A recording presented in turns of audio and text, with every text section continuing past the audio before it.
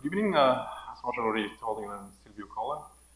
This is our presentation, our results or progress on the transportable optical lattice clock that I made together with Jakob Urati, Stefan Vogt, Sebastian Heffner, Sophia Herbers, Uwe Ster, and our group leader, Christian Lister. So here's a quick overview of our talk, or my talk.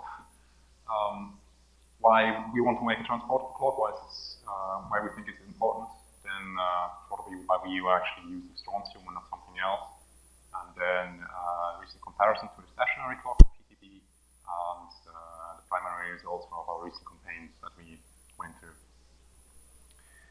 All right.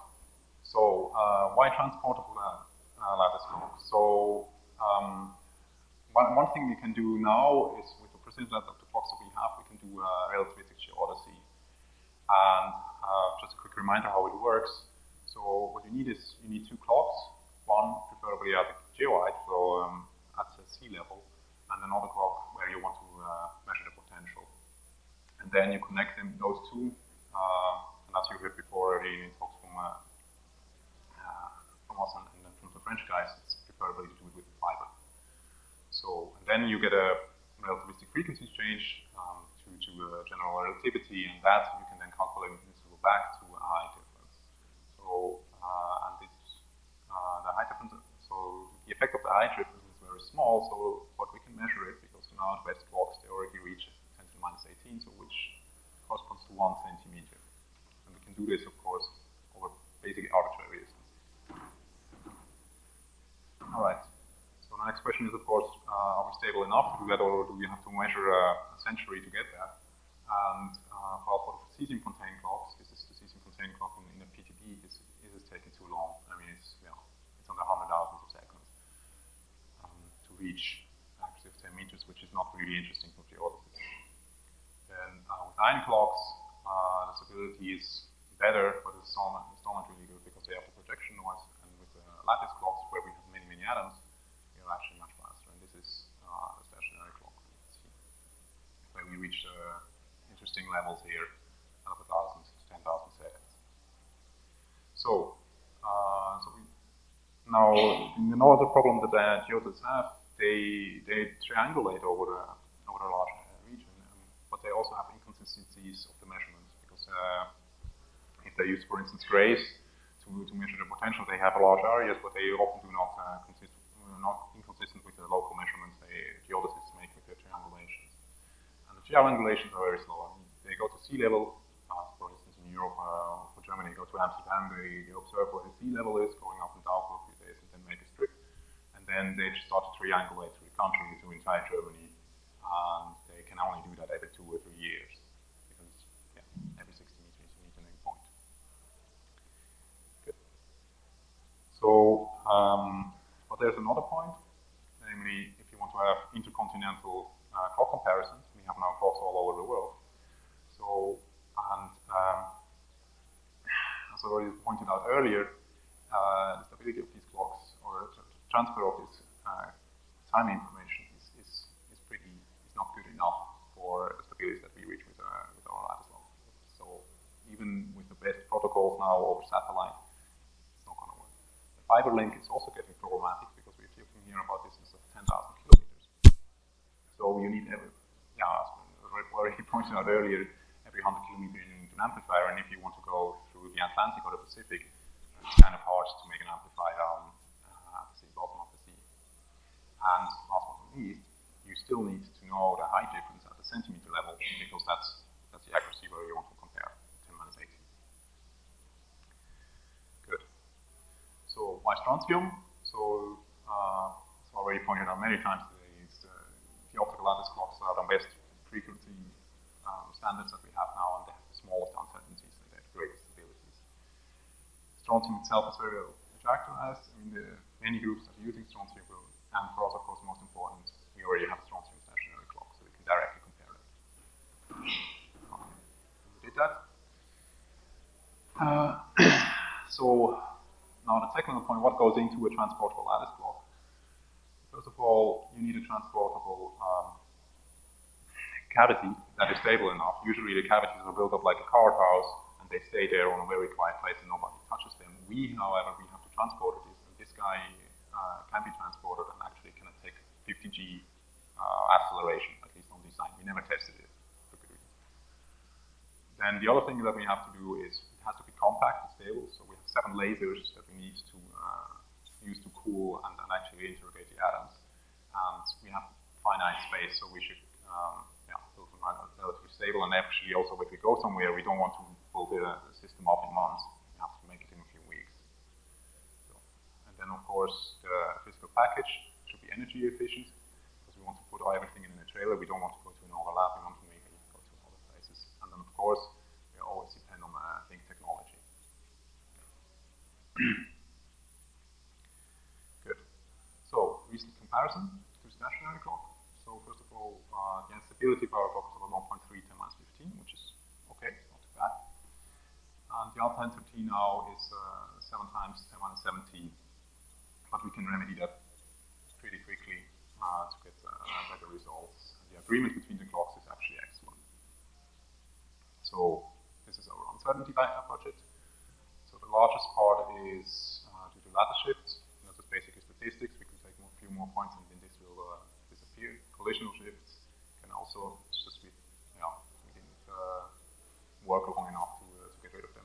Most important here is the black body radiation, where our uncertainty is already below 10⁻17. So this would be, which is typical the limit for the optical lattice clocks, especially in strontium. And then there are a few other effects which we can take care of. So the second order Siemens shift and the away efficiency, and so we end up with this uncertainty.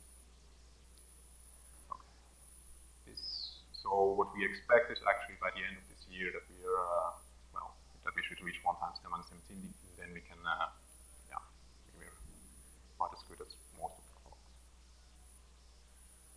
Good. So now after we characterize this clock, we move the physical package and everything into this trailer here, as you can see here. So inside it looks like this. So here's the physical package, the electronics and the laser, here's the computer. And then we move on to some place here. This is an underground tunnel in the French Alps. So note here the people are wearing hairnets, so that gives you some impression of the environment where we did the measurement. So what we wanted to do is a proof of principle of this relativistic geodesy. And that consists of several parts. First, the transportable lattice clock that is here in the French Alps at the LSM. Then the stationary clock at INRIM in Italy, Turin. And then a 100-kilometer fiber link that was also provided by the people from INRIM. And we needed also the local acceleration, which was made by a guy from Institute of Ethnomusicology. So the height difference here is about 1,000 meters, and the effect should be easily visible with our clock. Good. So these campaigns are rather technically very complicated, so we can say that the link worked actually perfectly. Transportable also worked, which was provided by NPL.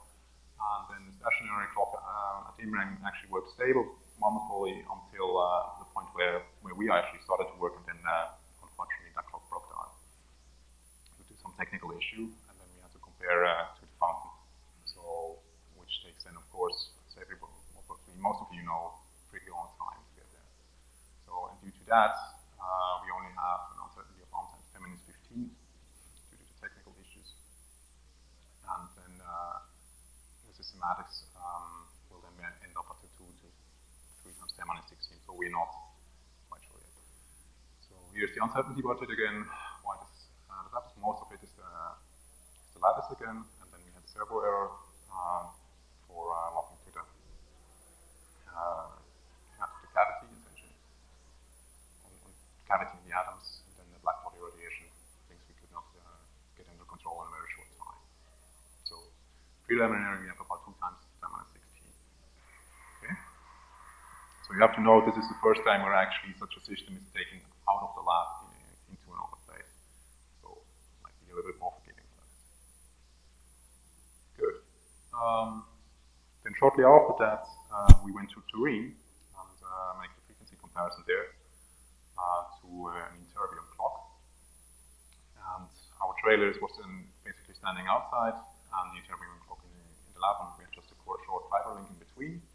And there, because there we remedy a few technical issues. So one for us, most important technical issues was the fiber distribution that was not stable enough, and that we replaced, and now we have much more signal, and everything is much more smooth. So we are there expecting that a low 10-16 level on 17 of this ratio. Good. So, in conclusion, we actually made a transportable clock and showed that it's transportable, and we can actually use it for relativistic geodesy. This kind of thing, clock, is actually necessary for state-of-the-art comparison over very long distances. And what we achieved up to now are the uncertainties of sometimes 10^15 with an instability of 1.3 × 10^15 square root half. And we can improve here pretty quickly as soon as the clock is back in Braunschweig. Then we made a proof of principle for a relativistic geodesy with a programming uncertainty of about 10 meters in high difference, which was important. And this was a large collaboration between us, PTP, NPL, and of course INRIM. And now, right at the moment, the frequency ratio measurement between INRIM and Lattice is going on. And in the very near future, we should about reach 1 × 10^17. And the next stop will then be next year, early next year, where we use a fiber link from Brunswick to Munich, and measure the height difference at this level here. Okay. So, and then I would like to thank a lot of people here from NPL, Helen Margulis, Antoine Hollande, who's here, and Fred Baines. And then from LSM, the underground laboratory, is Michel Saint-Paul and Thierry Saint-Péry. And then the people from INRIM, David Colonico, Filippo Levi, Cecilia Grigatti, Marco Pizzicaro, Pierre Toumani, and Benjamin Rau. And then here from Institute of Ernest and University of Fribourg, Christian Vogt.